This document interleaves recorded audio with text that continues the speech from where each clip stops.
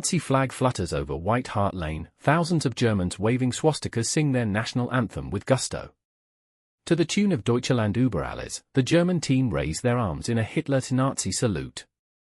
The Germans in the crowd, numbering some 10,000, also respond with the fascist gesture in the stands.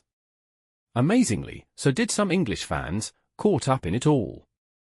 This sounds like the opening scene from an epic new novel about a terrifying parallel universe, a new world in which the Allies lost the war. The UK is governed by Hitler and his Nazi henchmen, with everyone from Land's End to John O'Groats forced to speak German and praise the Führer.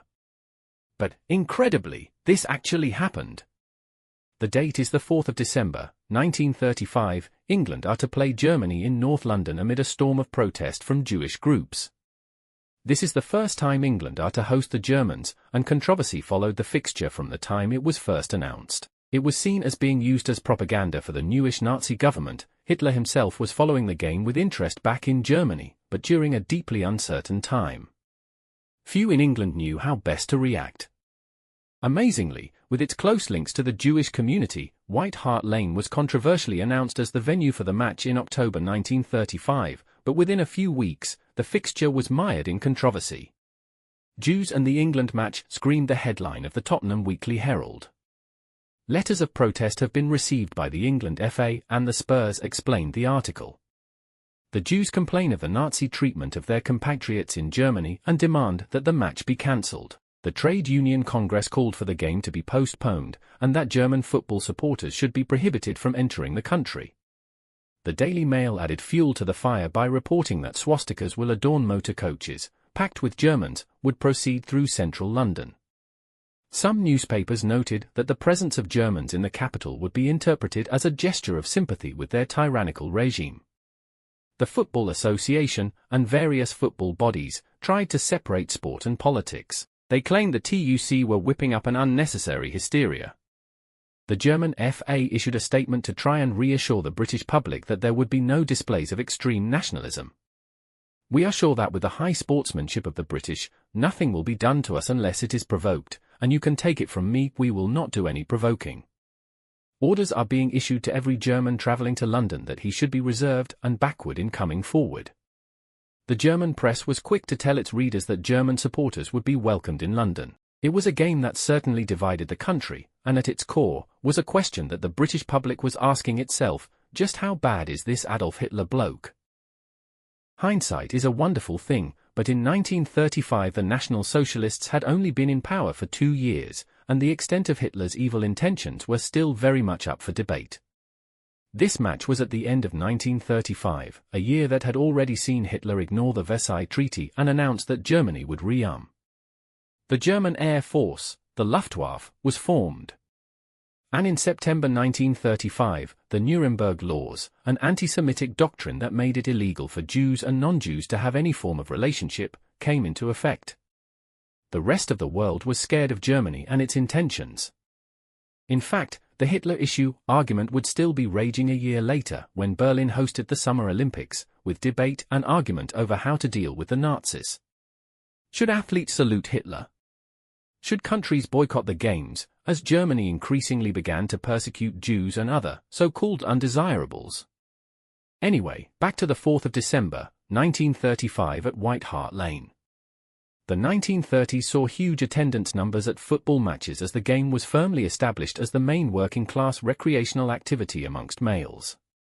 Boosting the crowd would be 10,000 Germans making the journey across the English Channel for the match. Turnstiles were even marked Zweischilling Eintrittskarte for their benefit, along with their own tickets printed in their native German. A demonstration march converged on White Hart Lane ahead of the match. Leaflets printed in German were handed out by Stop the Nazis marchers, and there were some minor scuffles with pro-Nazi sympathizers, although Oswald Mosley's infamous blackshirts, the British Union of Fascists, were absent. However, no major incidents occurred, and the game was played without trouble in front of a 60,000 crowd. The two teams entered the pitch from the White Hart Lane tunnel, with the swastika flag flying about the main west stand, England wearing a changed strip of blue, whilst the German visitors wore white. The teams lined up for the national anthems, with the German team giving the Nazi salute. Unlike the infamous occasion in Berlin, 1938, the England team did not make the salute at White Hart Lane. The 10,000 Germans were assembled in the East Stand. As the teams ran out, many had small flags bearing swastika symbols, despite what had been promised by the government.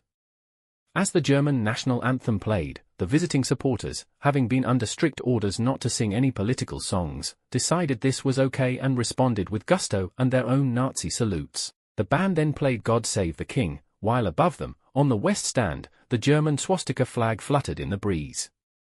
Legend has it that a fan got onto the roof and tore down the flag. Whether true or not, it was soon hoisted again, at half-mast, as a mark of respect to Princess Victoria, who had died the day before. After all the controversy in the weeks leading up to the game, only the match itself now remained. The England team was strong favourites, and were considered by the FA to be world champions, despite never putting this to the test in the preceding 2 World Cups that had been held. In fact, when England beat the official world champions, Italy, at Highbury, it simply reinforced the somewhat insular view that England were still the best and didn't need the Jules Rimet trophy to prove it. We were above that sort of thing. The German players were all amateurs, full of the usual butchers, bakers, postmen, etc. However, the German team had some pedigree, having won their previous 7 games, and had only lost twice in 19 fixtures. As it turned out, England cruised to a comfortable and fairly uneventful 3-0 victory over the Germans, with a brace from George Camsell and one from Cliff Bastin. Unlike the division before the match, at the final whistle the players left the pitch arm in arm, while German fans, who were under instruction to be out of the country before nightfall, were waved and cheered at by England fans. A truly remarkable day in the history of White Hart Lane. That evening, the FA held a dinner at the Victoria Hotel. The evening went off in high spirits. It even saw the singing of the Horst Wessel Lied, the Nazi Party anthem. Its opening line being Die Fahren hoch. Die Rehen fest Jesklassen. Translates as Raise the Flag. The ranks tightly closed. And that was followed by everyone, including the FA and England players, toasting Adolf Hitler's health. Within less than 4 years, Hitler's regime and its true intent had risen to the fore, and the 2 countries would be at war. Whilst football did continue during the war, you'd have air raid spotters on duty on the terraces during the match, plus stark warnings printed in programs, telling you what you needed to do in the event of an air raid.